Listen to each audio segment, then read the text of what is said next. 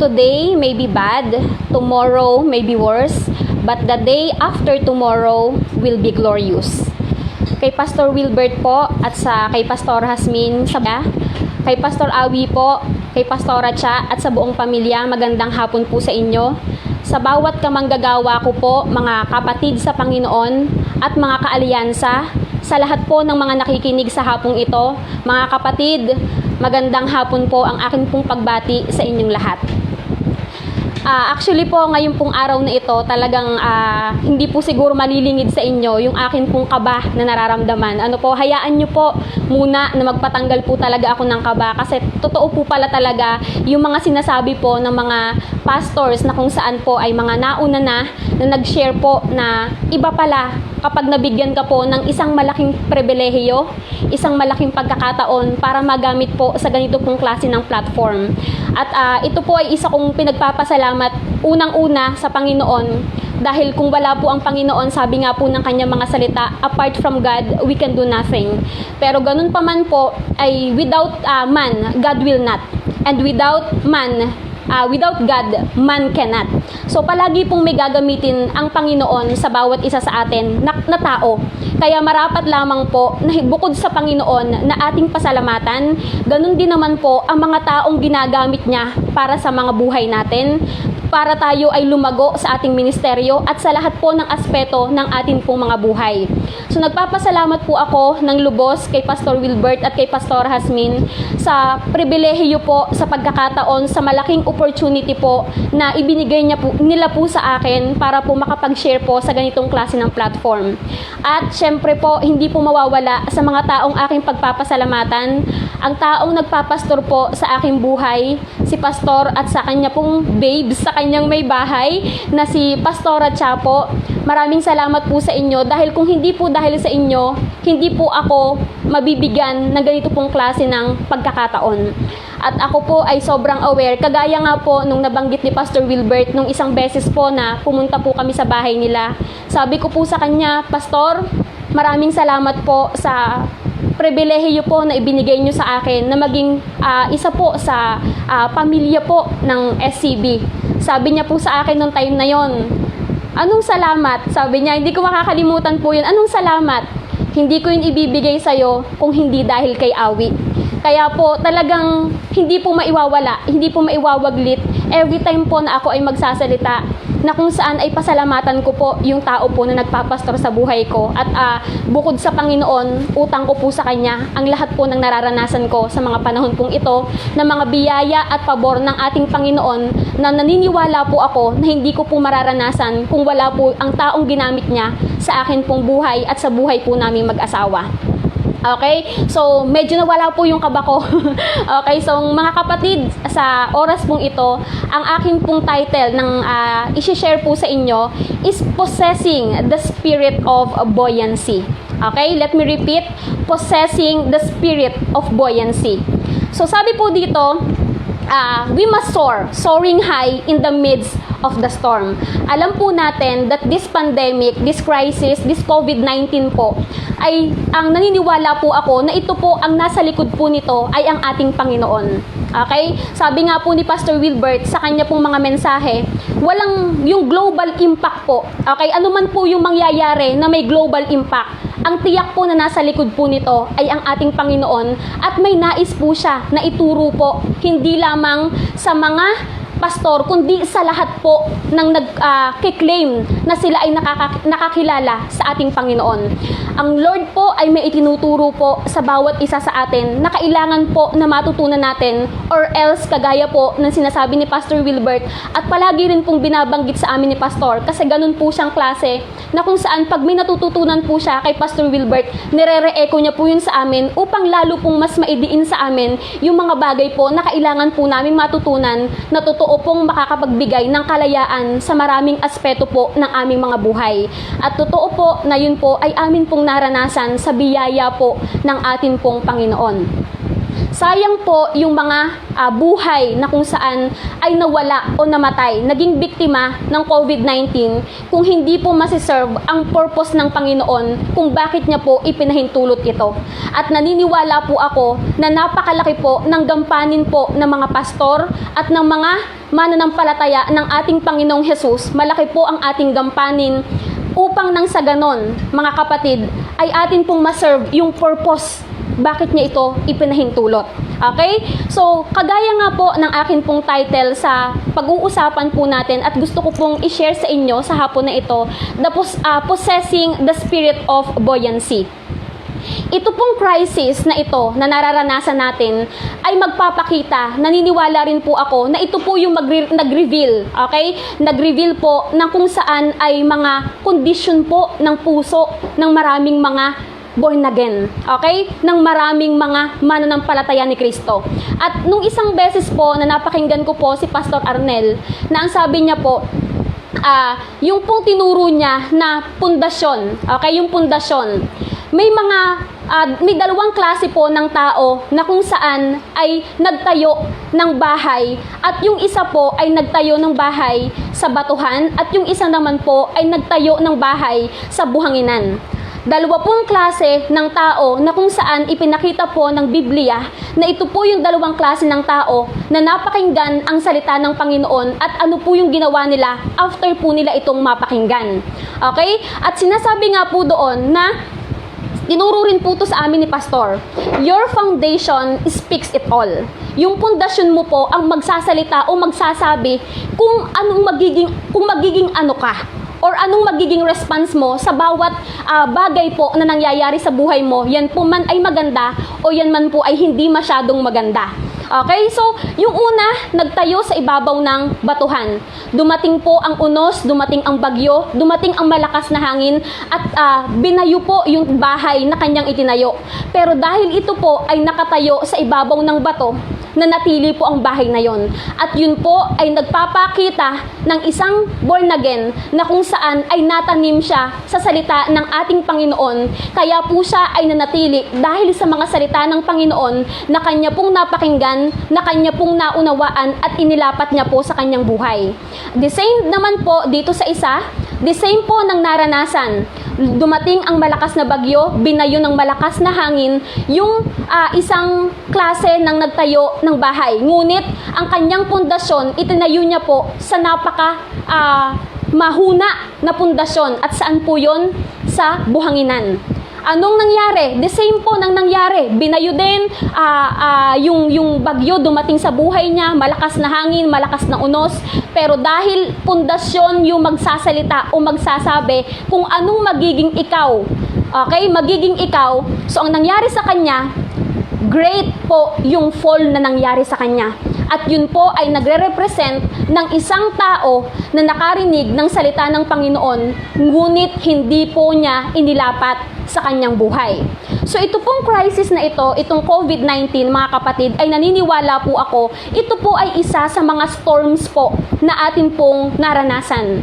At sabi nga po ni Pastor Wilbert sa kanya pong mga live streaming, sa tanang buhay niya po, ay ngayon lamang po siya nakaranas. So lalo na po ako, at my age po, I am 28 years old, ay ngayon ko lang din po naranasan na kung saan ay magkaroon po ng ganitong klase ng lockdown, na mga ganitong klase po ng crisis, na kung saan ay may global impact po talaga. Hindi lang po sa Pilipinas nangyari, kundi sa buong mundo.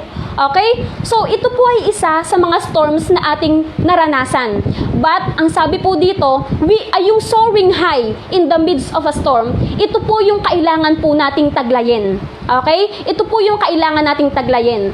At sa mga pagtuturo po sa amin ni Pastor, narinig ko po sa kanya na tayo po ay kailangan na maging isang katulad po ng isang eagle. Okay? At isa po na natutunan ko sa pag-aaral ko po about sa eagle, siya po ay fearless. Okay? Ang eagle po, siya ay fearless. Sa ibang mga uri po ng ibon, maraming mga ibon na kung saan kapag may nangyayari sa paligid nila, okay, ang ginagawa nila, tumatakas sila. Lumalayo sila kasi takot po sila dun sa mga malakas na hangin, sa mga bagyo. takot po sila. But ito pong isang klase ng ibon na kung saan ito po yung eagle, siya po ay fearless, wala siyang takot. Na alam niyo po itong klase ng eagle na ito, hinahanap pa po niya yung mga storm. Okay, hinahanap niya. Nagiging mapagmasid siya sa paligid. Okay, hindi katulad ng ibang ibon, pag may mga bagyo, lumalayas o kaya i-evacuate, parang ganun po siya. Pero itong eagle, ito po yung environment or atmosphere na gustong-gusto niya. Bakit? Kapag siya ay naandoon sa storm, sa malakas na hangin, sa mga bagyo, lalo niya pong nai-spread or lalo niyang na ipapamalas ang kanyang kakayanan na kung saan lalo po siyang lumilipad at siya po ay angat. Naandun po siya sa angat na estado na kahit may mga nangyayaring hindi maganda sa kanyang paligid, siya po ay nananatiling malakas. Okay? At yan po ang gusto ng ating Panginoon na atin pong taglayin. Yung spirit of buoyancy. Okay? So ngayon po mga kapatid, sabi po sa Isaiah 40:31, "Yet those who wait for the Lord will gain a new strength. They will mount up with wings as eagles. They will run and not get tired.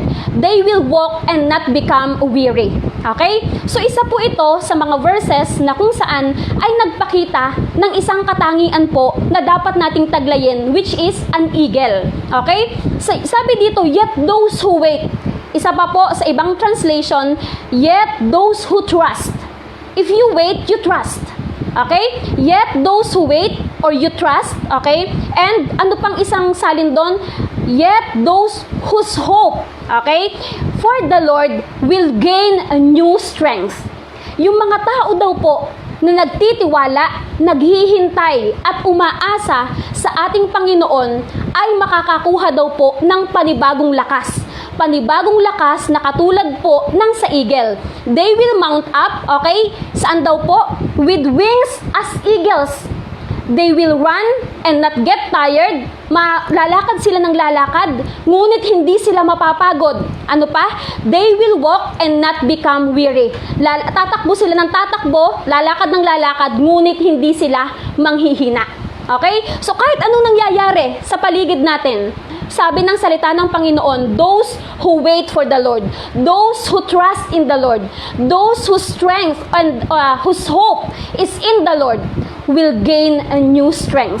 Palagi po na kung saan ang pag ang ating Panginoon ang ating inaasahan, maaasahan po natin na makakakuha po tayo ng kalakasan.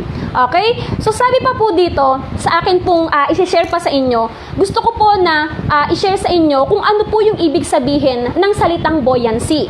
Upang nang sa ganon, lalo po nating maunawaan at lalo po nating angkinin sa ating mga sarili that we can attain or we can achieve this kind of spirit that is buoyancy. Ano po yon? Ang ibig sabihin po ng buoyancy ay, according to Merriam-Webster, is that the ability of an object to float in water or air. Okay? So this is the meaning of buoyancy. The ability of an object to float in water or air. What else? The power of a liquid to make someone or something float. Okay? Next po is the ability of someone or something to continue to become happy, strong, etc. through difficult times. Ano pa po? Yung pang-apat is resilience. Okay, pag-usapan po natin yung mga ibig sabihin na yon ng salita pong buoyancy. So, ang buoyancy po pala, ito po yung iyong kakayanan. Ito po yung kakayanan, ito po yung kapangyarihan na kung saan kahit nandun ka sa water, nandun ka sa air, you are able to float. Ibig sabihin, nakalutang. Okay? Nakalutang ka na kahit na anong lalim nung tubig, still, ikaw ay nakalutang. O kaya naman, anuman yung lakas ng hangin, still nakalutang ka. That is buoyancy sa Tagalog po. Ano pa yung ibig sabihin ng buoyancy na atin pong binanggit kanina? Yung third meaning of buoyancy, the ability of someone or something to continue to become happy. Okay? Strong, etc. through difficult times. along the journey ng ating pagsunod sa Panginoon, may mga mararanasan po tayo na mga bagay na magpapalungkot sa atin, magpapahina sa atin, makaka-disappoint, makaka-depress, makaka-discourage sa atin. But this kind of spirit ng buoyancy, you have that ability to continue to become happy and strong despite of the difficulties that you are going through. Kahit na dumadaan ka sa mga ganung klase ng kapagsubukan, nandoon yung pag-angat mo na makikita ng mga taong nasa paligid mo, aba ay crisis na crisis, nandito sa COVID-19 na pandemic na ito. Pero nagtataka yung taong nasa paligid mo, why you have that kind of peace? Not just in your mind, you have that peace in your heart na kung saan nakikita yung iyong kaibahan, yung yung distinctive quality or character ng isang tao na kung saan ay merong nagpapamalas siya ng kaugalian ng isang eagle na yun nga po, may spirit of buoyancy. Yung mga taong nasa paligid mo, kandara pa na kung anong gagawin. Yung mga taong nasa paligid mo, hindi na malaman kung saang ayuda hahanap upang nang sa ganon ay maibsan or matugunan yung kanilang pangangailangan. Pero ikaw na may pagkakilala, okay, sa ating Panginoon, ikaw na kung saan ay nagtitiwala sa magagawa ng ating Diyos, na andoon ang iyong kapayapaan, that it is God who will provide for us. Na naniniwala po ako, sabi nga po ng mga patuloy na isinishare sa amin ni Pastor, kung saan ka naninirahang gobyerno, yung gobyerno na yon ang bahala sa'yo. Itong gobyerno natin ay gumagawa po ng napakaraming kaparaanan upang nang sa ganon ay matugunan po ang pangangailangan ng bawat isang Pilipino. Pero hindi po sapat ang naibibigay kahit na anong gawin na the best ng gobyerno, hindi po sasapat ang kanilang ayuda o tulong na maibibigay sa atin. Dahil ang tulong na maibibigay nila sa atin, 6.5, kay mga reliefs, alam po natin na nauubos po yon. Pero kapag ikaw po ay naninirahan o ikaw ay lumalakad po sa gobyerno ng ating Panginoon, ang gobyerno po ng Panginoon wala pong crisis. Wala po siyang economic na pagbaba o pagbagsak. Kung ikaw ay lumalakad po sa gobyerno ng ating Panginoon, yung gobyernong iyong pinaninirahan ang bahala po, even sa pinakamaliit na bagay po na kakailanganin mo up to the biggest na iyong pangangailangan, si Lord at ang kanyang gobyerno ang bahala po sa iyo. So every time you have that kind of mentality, there is the ability na kung saan makakapagpatuloy ka ng may kagalakan, makakapagpatuloy ka ng may kalakasan kahit na dumadanas ka ng mga difficult times sa iyong buhay. Okay? Ano pa po yung buoyancy na binanggit ko kanina? Ang sabi po dito, resilience. Resilience po, pag sinabing resilience, mabilis kang maka-cope up o mabilis kang maka-overcome sa mga nararanasan mo po. Okay? So, sabi po ng Romans 8:18, for I consider that the sufferings of this present time are not worthy to be compared with the glory that is to be revealed to us. Napakasarap na panghawakan na salita ng ating Panginoon na kung saan yung lahat daw po ng nararanasan natin na mga klase ng pagdurusa sa mga panahong ito ay hindi po maikukumpara, okay, sa glory po na pwedeng mahayag po sa atin. And what is that kind of glory? Sabi po ng salita ng Panginoon, ang original translation po ng Bible is Greek. Yung sinasabi po doon na klase ng glory, ang sabi po ni Pastor Wilbert, yun po ay doxa. And what is the meaning of that doxa? All that God is and all that God has. Okay? You are able to experience all that God is and all that God has. Kapag nandun ka sa ganung klase ng kaisipan, anuman, again, sabi ng Romans 8:18, I will repeat this promise na kung saan ay magbibigay po sa atin ng comfort, na kung saan ay assurance. Sabi dito, I consider that the sufferings, no matter what kind of suffering is that, of this present time are not worthy to be compared with the glory that is to be revealed to us. napakasarap pang hawakan po ng klase ng pangako na ito ng ating Panginoon, na hindi parang inuuto mo yung sarili mo, hindi. Pangako ito ng Diyos, at ang kilala ko pong Diyos kailanman ay hindi nagsisinungaling. Ang sabi niya, He will not give His glory to another. So we must not be one of the another. Dapat tayo yung mga sons na kung saan ay pagpapahayagan ng Panginoon ng kung sino siya at bibigyan niya ng lahat ng meron siya. Okay? So sabi pa po dito sa verse ng Philippians 4:4, if you have that kind of buoyancy, spirit of buoyancy, sabi dito, Philippians 4:4, rejoice in the Lord always. Again, I will say, rejoice. Isa pong bagay na natutunan ko po habang kami po ay patuloy na tinuturuan ni Pastor Awi, ano po yun? Kapag po siya, pag sa verse po, meron po siyang inulit, ibig sabihin, may binibigyan po ng emphasis. At ang sabi po dito, rejoice in the Lord. Sabi ni Paul sa Philippian church, rejoice in the Lord always. Again, I will say, rejoice. What is the word na ulit po? The word rejoice. Yung rejoice na ito po ay iniuutos sa atin na maranasan natin. You are still able na mag-rejoice kahit na again, maraming bagay na nangyayari sa paligid mo. Yung mga tao, di ba, luhaan na. Pero alam niyo po yung natutuwa ako na pangako ng Panginoon na kung saan is sinasabi po sa atin ni Pastor Wilbert. Sabi niya, kung may kahuli-hulihang tao na magugutom, mga anak po ng Diyos yun. Napakasarap na pangako. Ngayon, kapag may ganun ka na pinangahawakan na salita po ng ating Panginoon, mararanasan mo po ito. Rejoice in the Lord always. Again, I will say, rejoice.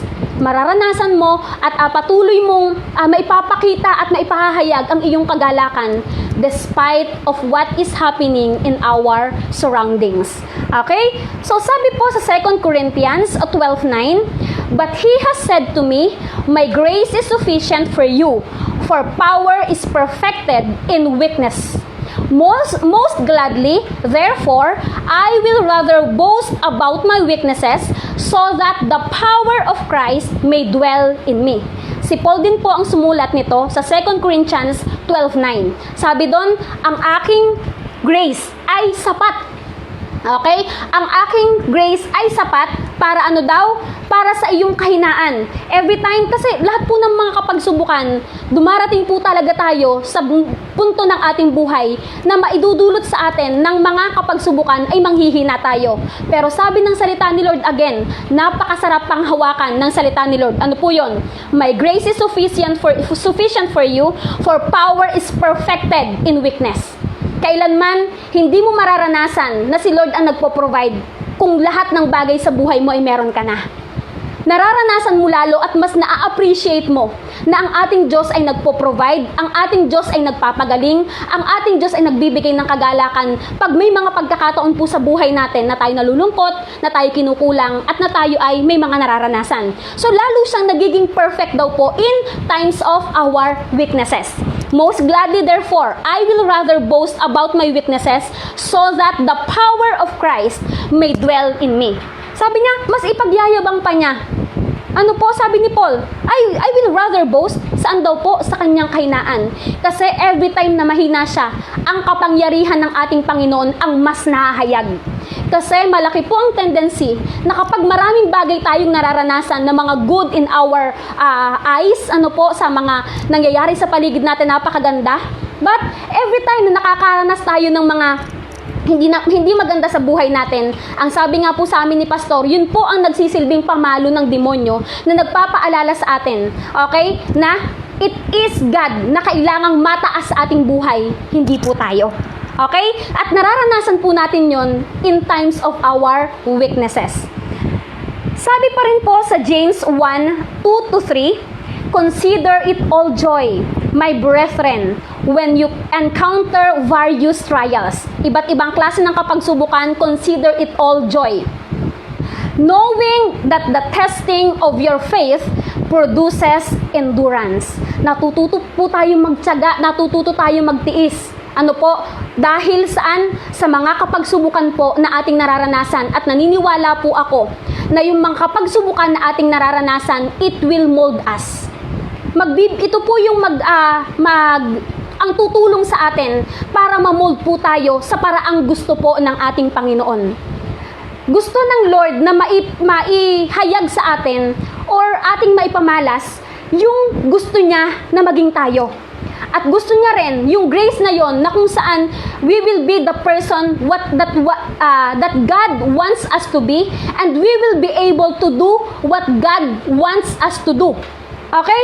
So every time na nakakaranas tayo ng mga hindi maganda, okay? Lalong nahayag ang kapangyarihan ng Panginoon at nagiging kung sino tayo sa gusto ng Panginoon na maging tayo, at nagagawa natin yung mga bagay na gusto niya po na gawin natin. Sabi po ni Pastor sa kanya pong nalikha na quotation po, sabi po ni Pastor, "The measure of faith is determined by the test it survived." Ang sukat daw po ng pananampalataya ay nadidetermine saan daw po? Sa mga kapagsubukan na atin pong napagtagumpayan. Hindi mo pwedeng sabihin that you have that kind of faith na kung saan ay napakataas, pero pagdating ng kapagsubukan, bagsak ka. Ang pagpapakita o ang sukat ng ating pananampalataya ay mahayag at makikita sa mga testings na atin pong napagtagumpayan. Okay? So ngayon mga kapatid, dadako na po tayo sa akin pong katanungan na naglalaman po ng how can we possess the spirit of buoyancy. We have only 2 points po. 2 major points po na atin pong pag-uusapan on how to possess the spirit of buoyancy. Una po, paano natin makukuha or maa-attain yung spirit of buoyancy? First is by being nurtured and sustained by the now words of God. Maraming salamat sa ating Panginoon sa buhay ng mga tao na kung saan ay ginagamit niya upang nang sa ganon ay maibigay sa atin hindi lamang basta salita ng Panginoon, kundi mga bagong salita, now words, mga napapanahong salita, mga current, mga relevant words ng ating Panginoon na nagpo-provide po para sa atin sa pangunguna nga po ni Pastor Wilbert at sa mga kaaliyansa po ng mga pastors na kung saan ay nasa SCB Alliance. Dahil meron po tayong iisang pinakikinggan, kaya po in every time na tayo nagtuturo, laging nandun po yung commonality. Nandun yung common denominator na kung saan istaglay-taglay natin. By being nurtured and sustained by the now words of God. Hindi lang basta salita ni Lord, kundi now words of God. Ang sabi po dito sa Matthew 4:4, "But he answered and said, It is written, Man shall not live by bread alone, but by every word that proceeds out of the mouth of God." Sabi ng salita ni Lord sa Matthew 4:4, nasusulat, hindi lamang daw po sa tinapay na bubuhay ang tao. At isa pong bagay again, wala naman po akong maishishare sa inyo na hindi po naituro sa amin. Ano po yon? Sabi po ni Pastor, yung sinasabi po doon na bread, ito po yung very physical. Very physical na kung saan ay natural mga pagkain, trabaho, kung walang trabaho, kung walang hanap buhay, kung walang pinagkakakitaan, walang negosyo, walang pagkain. At pag walang pagkain, hindi ka na mabubuhay. Very natural. Pero sabi ni Lord, man shall not live by bread alone. But saan daw po? But by every word that proceeds out of the mouth of God. Kundi sa bawat salita na namumutawi sa bibig ng ating Diyos. Ibig sabihin, that is the fresh word. That is the current word. That is the now words of God. Hindi lamang yung mga written words, kundi yung mga rema. Yung mga nagre-rema sa atin na kung saan ito po yung mga salita ng Panginoon na hindi lang basta tayo nabibless, kundi mga salita ni Lord na kung saan tayo po ay nabibuild up.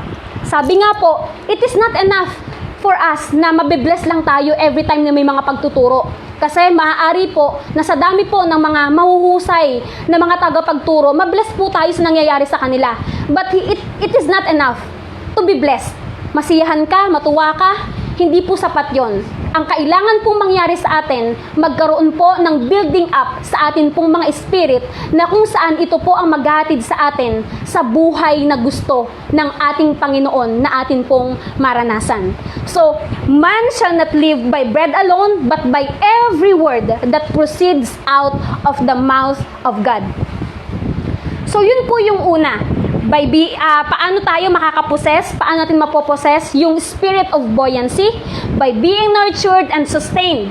Ikaw ay nurture at nasusustinahan ng mga now words of God. Kaya lang, ito po ang isang malaking katanungan. Ano po?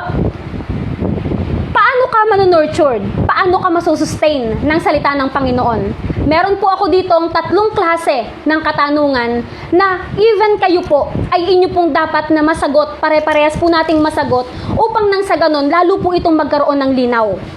Kasi, napakalaking bahagi po, sino yung ating napapakinggan? First question, who do you listen to? Sino po ang pinakikinggan mo? Isang commonality po ng mga born again, mga churches, ay nangangaral ng salita ng Panginoon. Meron silang iisang bagay na kung saan ay parehas na ginagawa. Yun po ay ang pangangaral ng salita ni Lord.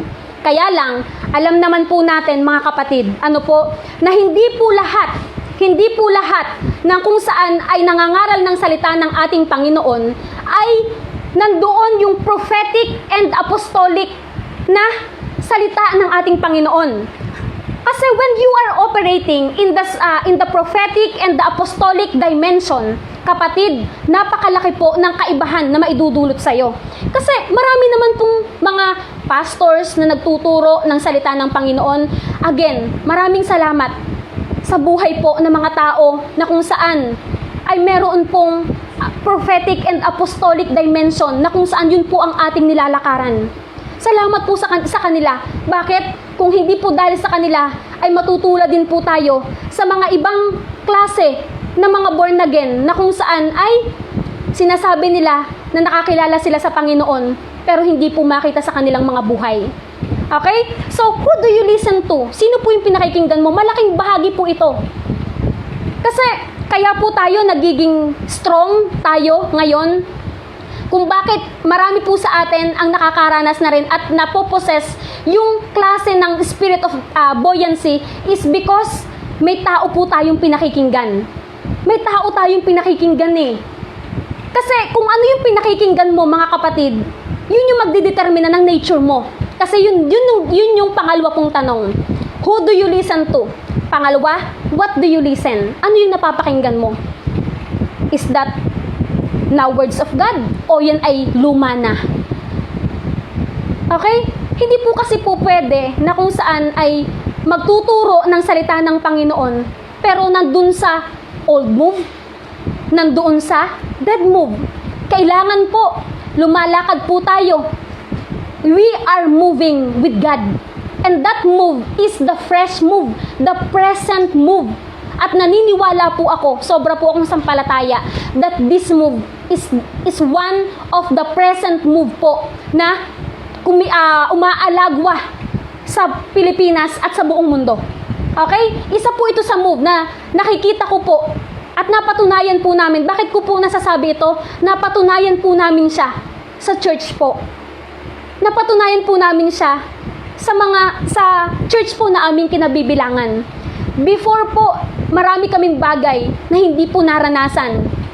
Pero salamat po sa ating Panginoon at salamat kay Pastor Wilbert na kung saan dinala po si Pastor sa tamang tao, sa saktong tao, na kaya po namin naranasan ang iba't ibang klase po ng blessing ng ating Panginoon ay dahil nandun na po kami sa presenteng galaw ng ating Panginoon. Hindi mo po pwedeng sabihin na kung saan is mali po sila. Wala po tayong sinasabing ganyan. Kasi bigyan ko po kayo ng isang illustration na number 6. Number 6 siya. Kung ikaw ay nandito sa side na ito at number 6 yung nakasulat, sigurado number 6 yung makikita mo.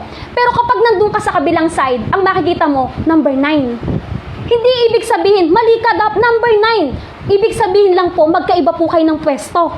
Okay? Ganun din po, dito po sa ating presenteng ginagalawan, na kung saan nag-ooperate po tayo sa prophetic dimension, sa apostolic dimension, na kung saan ay nakikita po natin na hindi po tayo nagmamagaling, kundi nakikita lang po natin because may sinusundan tayong tao, na kung saan nakita natin dun sa mga taong sinusundan natin na napakalaki po na nangyari sa buhay nila at sa kanilang ministeryo, na nagpapatunay na sinasamahan po sila ng ating Panginoon.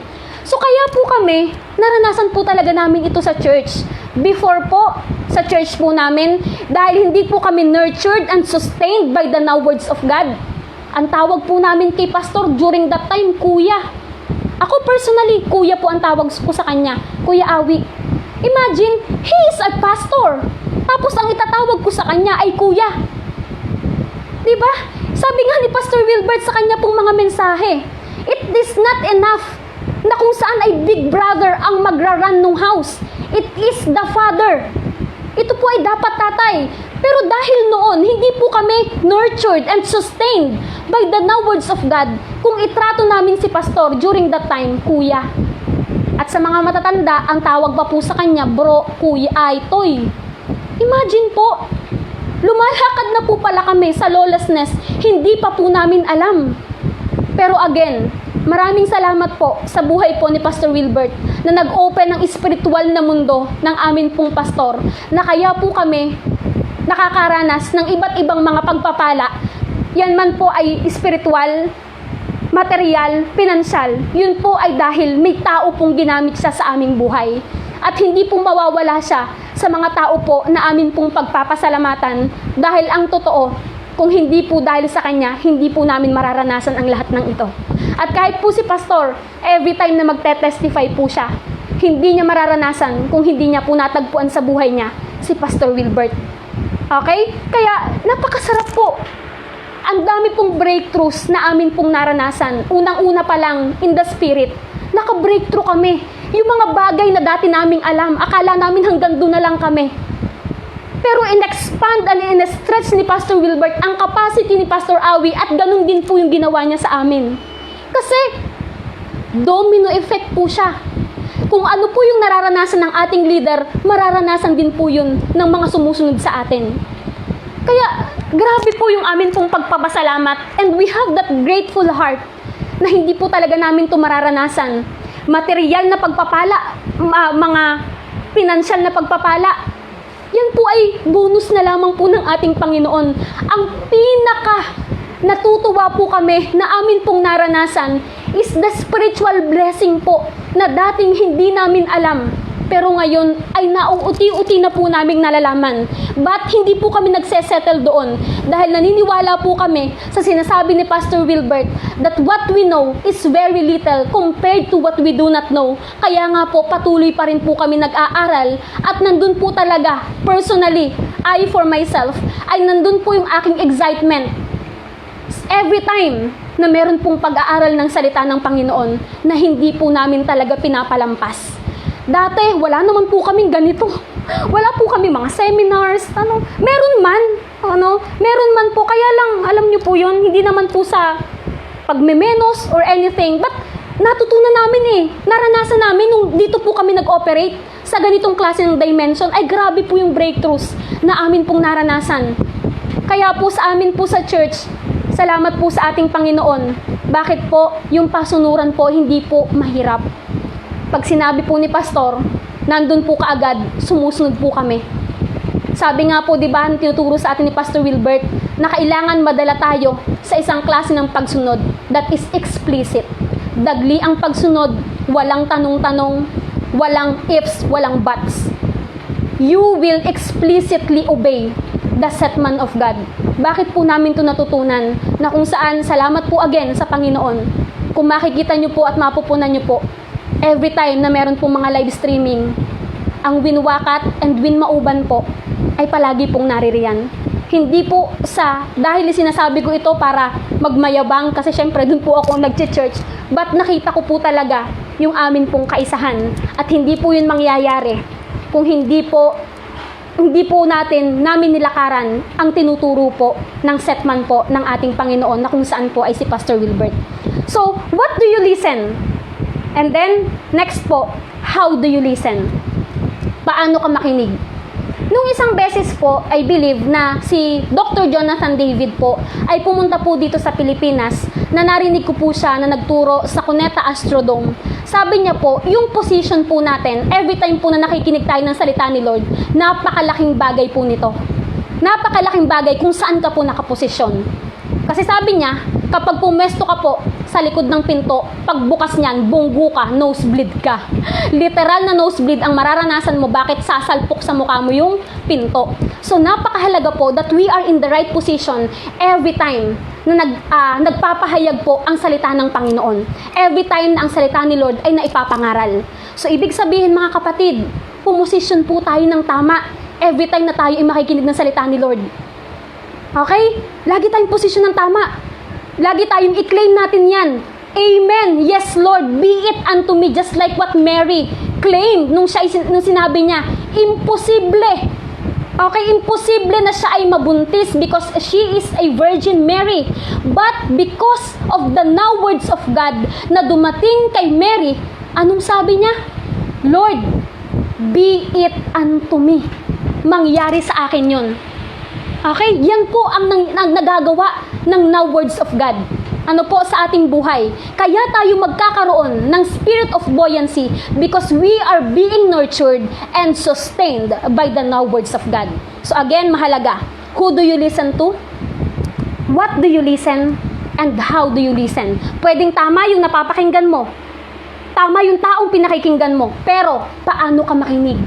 Malaking bagay po yun. Malaking bagay kung paano ka makinig. Na lagi kang magkakaroon palagi tayo ng excitement. Lord, more pa Lord. You are craving, hindi sa ano pa mang bagay sa mundong ito, kundi sa bawat kapahayagan ng salita po ng ating Panginoon. At once na nakita ng ating Panginoon, yung puso po natin na kung saan ay nandoon yung ating pagsusumikap, nandun yung ating kagustuhan na kilalanin siya. Sabi ni Lord, draw near unto me, and I will draw near unto you. Magpapakilala po siya sa atin. Depende po sa kung gagaano natin siya gustong kilalanin sa atin pong mga buhay. Okay? So sabi pa po dito, second point na po tayo mga kapatid. How can we possess the spirit of buoyancy? Paano natin siya a-attain o makukuha yung spirit of buoyancy? Aside from being nurtured and sustained by the now words of God, the words of God should be given highest priority. What is your priority? Ikaw man ay kabataan na nakikinig ngayon, ikaw man ay magulang na nakikinig ngayon, ikaw man po ay ordinaryong manggagawa, ikaw man ay leader ng church, ikaw man po ay pastor. What is your priority? Praise God again to the ayuda. Praise God to the SAP, to the relief goods na mga LGUs, mga private sectors, mga private individuals na nagbibigay po sa atin ng tulong. Lagi niyo pong tatandaan, lahat ng bagay sa mundong ito, naluluma, nauubos, natatapos. Sabi ng salita ni Lord, tanging ang salita ko lang ang mananatili. Do not settle for less, mga kapatid. The words of God should be given highest priority. Kaya pala sinasabi ni Lord, seek first the kingdom of God and His righteousness. He is our priority. Pag sinabing seek first, it is a matter of priority. What is your priority? Sorry po kung alam niyo po yun, makakapagbigay po ako ng mga patotoo po na nangyayari po sa amin pong church. Pero sobra po ako nagpapasalamat sa Panginoon dahil naranasan po namin ito. Dati po, napakarami po naming activities sa church. Sa totoo lang po. Dami naming activities na kung saan iyakan, di ba? Alam niyo po yun yung tawag dito, yung testimonies, okay? Mga testimonies po natin na kung saan hindi nangyayari testimony, kundi history. Okay? Iiyak. Ang daming mga, kumbaga is, mga extracurricular activities po na nangyayari sa church. Pero nung makita po ni Pastor, na kung saan dapat na nabibigyan ng highlights and highest priority ay ang salita ng Panginoon, dun po kami bumabad. Dun po kami bumabad. Di baling mawala yung ibang activities, wag lang mawawala ay ang salita ng Panginoon. We are spiritual being, kaya dapat lamang po na mga spiritual na bagay po ang atin pong inuuna. And that is the words of God. Studying the words of God. Okay? So, the words of God should be given highest priority. Sabi po ni Pastor Wilbert sa kanya pong quotation sa Building the Church in the Pillars of Zion, nasabi niya doon na kailangan, if you want to see and experience, to see is not just to see, but to experience. If you want to see and experience the Zion state of church, we should establish the church in the word dimension. There is the priority of the words of God. We should establish the church in the word dimension and not on the philosophies and wisdom of man. Kailangan na kung saan ma-establish sa church natin yung word dimension, hindi yung mga kaisipan ng tao. Alam po natin, ang kaisipan ng tao, pwede yang makatulong, pero hindi po yung assurance na kung saan tatatag po ang church. Dahil ang magpapatatag po sa church, at akin din pong natutunan na ano po yun, ang pundasyon po talaga dapat natin ay ang salita po ng ating Panginoon. So, pag yan po yung ating priority, yan yung highest priority. Ibig sabihin, magkasabay-sabay man ang maraming bagay, priority mo ay pakikinig ng salita ng Panginoon. Priority mo ay paglago sa prinsipyo at batas ng ating Panginoon. Grabe po ang magiging kapahayagan niya po sa bawat isa sa atin. Kami po, mga kapatid, hindi po kami mayaman na church. Hindi po kami mayaman church. Pero nung natutunan po namin na kailangan, it is a must, it is a need, okay? Hindi lang basta kailangan, kundi kailangan na kung saan pinapriority namin ang salita ni Lord. Hindi po kami nag-iipon sa maraming bagay. Dati po, ang priority namin, pagpapaayos ng church. Pero nung matutunan ni Pastor, kailangan mas nabibuild muna yung tao sa church. At hindi po kailanman mabibuild ang mga tao sa church without the words of God. So, nung nakita niya po yung matinding pangangailangan ng salita ng Panginoon, dun po kami nag-focus. Kaya po, may mga pag-iipunan kami ang amin pong mga kabataan. Salamat po sa ating Panginoon. Sa mga kabataan na kung saan pag nagkatrabaho, anong unang gustong mangyari sa kanila? Anong gustong mabili? Mga material na bagay, gadgets. Pero nadala po kami sa klase ng pagsunod na ang magiging priority namin ay ang pag-upgrade at pag-update sa salita po ng Panginoon.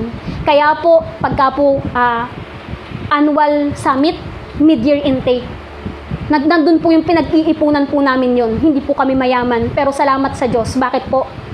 Lahat po ng leaders, lahat ng mga leaders, kasama po every time na may upgrading. Bakit? Nakita po namin yung kahalagahan ng salita po ng ating Panginoon.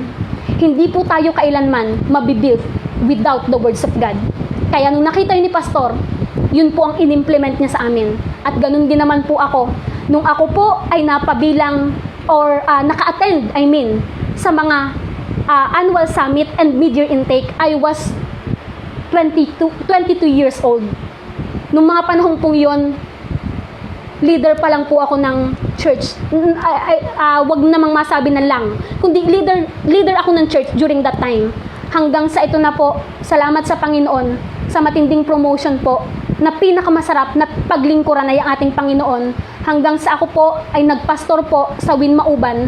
At kung ano po, yung pattern po ng Winwakat na nakita namin na pattern po ng TCTL na pinangungunahan po ni Pastor Wilbert, yun po yung aming inadapt din po ng Winmauban na kung saan po ako ay nagpapastor ngayon. At totoo po yung sinasabi ni Pastor Wilbert. Totoo nga na kapag ang salita ng Panginoon nabigyan mo ng highest priority, meron kang empowered leadership and accurate followership, masasabi mo po na masarap po pala ang magpastor. At my very young age po, I am 28 years old now. I was 22 back then. Nung pong nag-umpisa po ako na umattend sa mga mentoring sa mga mid-year intake nga po at annual summit. Hanggang sa ngayon po na ako ay 28 years old, na patatlong taon na po akong nangunguna po sa church ng Mauban dahil po sa pagtitiwala rin po na ibinigay po sa akin ni Pastor Awi. Okay? So sabi po dito, ang ganun din po ang ginagawa ko. Ang priority namin, salita ni Lord. Kaya pag Baguio rin po, kasama ko rin po yung akin pong leader at yung akin pong mga, hindi man po sila lahat, but karamihan po sa aking mga members ay kasama rin po namin sa bawat upgrading po na amin pong ginagawa. Salamat po sa Panginoon. Bakit? Kung hindi po dahil sa mga turong amin napapakinggan, hindi po namin ito mauunawaan. So sabi pa po dito, ito naman po ay akin pong nalikha na quotation. When we are being built up by the now words of God, He is not just working in us, but working through us. Hindi lamang siya gumagalaw sa buhay natin, kundi nagagamit yung ating buhay para magkaroon din tayo ng impact sa iba. Salamat kay Lord. Yung bawat po nating tinatanggap, it is not for us. It is for the other people. Para po ito sa iba. Sabi nga po ni Pastor, wala pong sino mang puno na nagbunga na ang kumain din po yung puno. Yung bunga po para sa iba. Tayo po ay patuloy na tinuturuan, hindi para lamang sa ating sarili, kundi para po sa iba.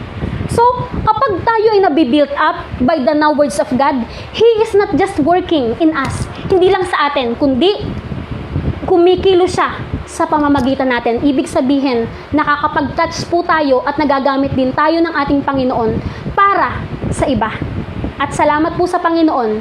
Bakit? Uti-uti rin po namin itong nararanasan.